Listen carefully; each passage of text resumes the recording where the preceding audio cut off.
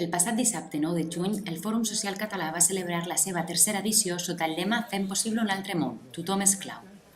A Plaça Catalunya es concentraren 15 carpes representant diversos projectes i campanyes. Aquestes demostraren que sí hi ha alternatives i que la ciutadania té ganes de participar en elles.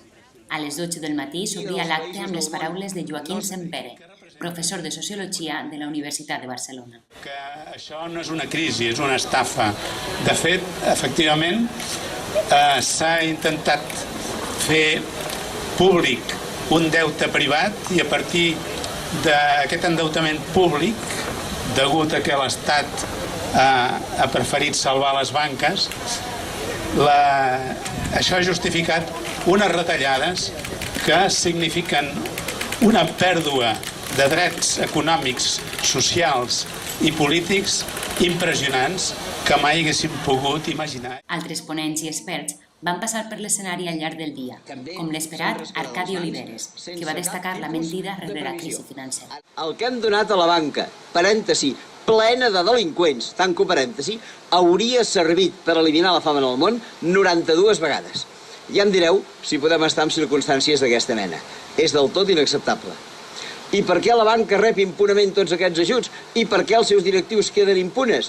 Com hem vist, per exemple, en els darrers anys, a casa nostra, gairebé 30 i pico d'entitats financeres, la majoria caixa d'estalvis, han hagut de plegar, han estat absorbides, algunes d'elles fusionades.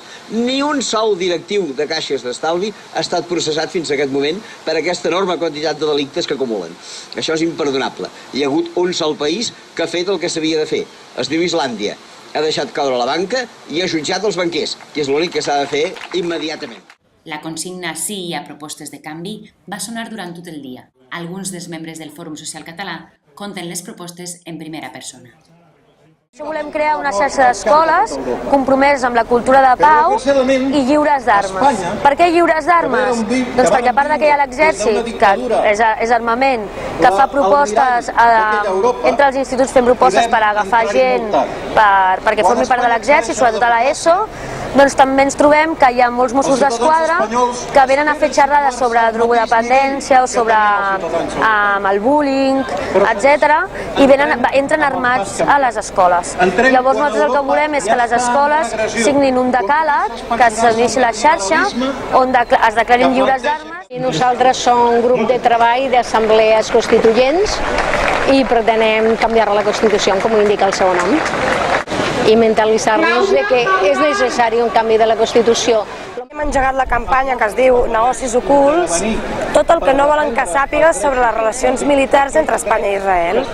Aquesta campanya es fa per estudiar les relacions que existeixen entre l'estat espanyol i Israel, tant a nivell de cooperació econòmica entre empreses, bancs i política, acords polítics. L'estat espanyol pot ser un actor que perpetua i es lucra del conflicte, perquè hem de recordar que tot l'armament que Israel produeix, que Israel és capdavanter en indústria militar, o sigui, aquesta és la seva marca, diguéssim, davant del món, que és el seu producte principal, tot aquest armament ho proven sobre els palestins com a camp de proves. Llavors estem parlant d'un estat que vulnera totes les declaracions de drets humans i de la legalitat internacional. Estem en un projecte, dos projectes dintre del Fòrum Social Català, que som el de democràcia participativa directa i eines de procediments de participació ciutadana. Que senzillament s'ha dit que el Quinsaema no té propostes, volem fer a la població en general que el Quinsaema té propostes i les volem discutir, debatint sobre el que parlem i després escollim l'opció que més ens agrada. Per demostrar que podem fer un altre tipus de democràcia, un altre tipus de política. La idea del acto se basa sobre este documento que es una declaración que han escrito más de 150 personas de todo el mundo, que la idea es de cómo construir un mundo habitable para todos. Y lo que hacemos ahora cada año es de buscar una acción que podemos hacer en todo el mundo con diferentes organizaciones al mismo tiempo para llegar un poquito más cerca a este mundo. Queremos hacer una auditoría ciudadana, hecha por los ciudadanos, de la deuda pública del Estado español y de la deuda privada susceptible de ser pública en un futuro porque está avalada o promovida por el Estado. Porque creemos que existen indicios suficientes de que parte de la deuda pública española es ilegítima. Por una parte nos ponen la deuda como excusa de todos los recortes que estamos sufriendo y la deuda pública solo constituye el 16% de la deuda total de España como país. La mayor parte es de bancos y de empresas privadas, con lo cual nos están implementando unas políticas que no tienen realmente que ver con un problema ciudadano. Lo que les interesa es que las cuentas públicas estén muy saneadas para cuando caigan los bancos y las empresas españolas se les pueda dar dinero público y rescatarlos para que los acreedores en el fondo recuperen su dinero, que es lo único que les importa. La campaña BDS es una campaña de boicot, sanciones y desinversiones al Estado de Israel hasta que cumpla con la legalidad internacional vigente. Es una campaña elaborada en Palestina por la sociedad civil palestina y que nos mandan a la sociedad civil internacional como herramienta de lucha civil, emulando la lucha que se hizo en Sudáfrica contra la minoría blanca durante la época del apartheid. Es precisamente ese link entre el apartheid surafricano y el apartheid que lleva a cabo el Estado de Israel el que de alguna forma da sentido a la campaña de boicot, sanciones y desinversión. Consisteix en que la ciutadania pugui escriure les queixes, les estafes de les que ha estat víctima, les idees que té, com es pot, suggeriments,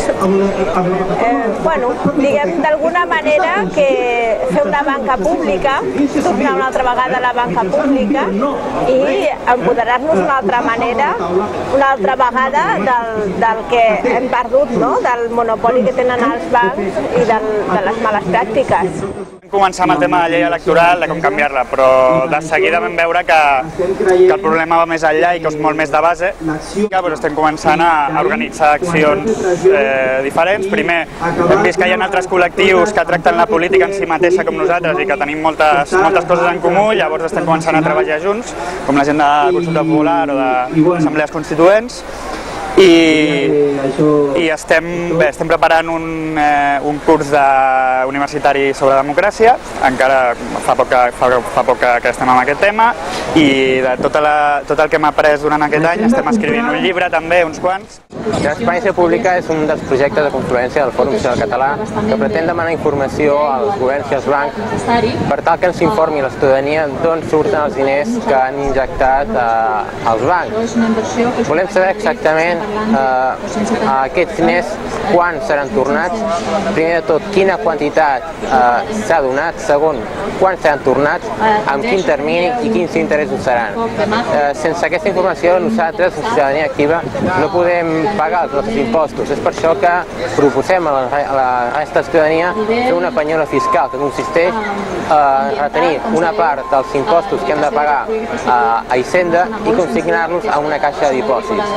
D'aquesta manera, fins que no obtinguem la informació que estem demanant al govern, no donarem aquests diners a l'Estat.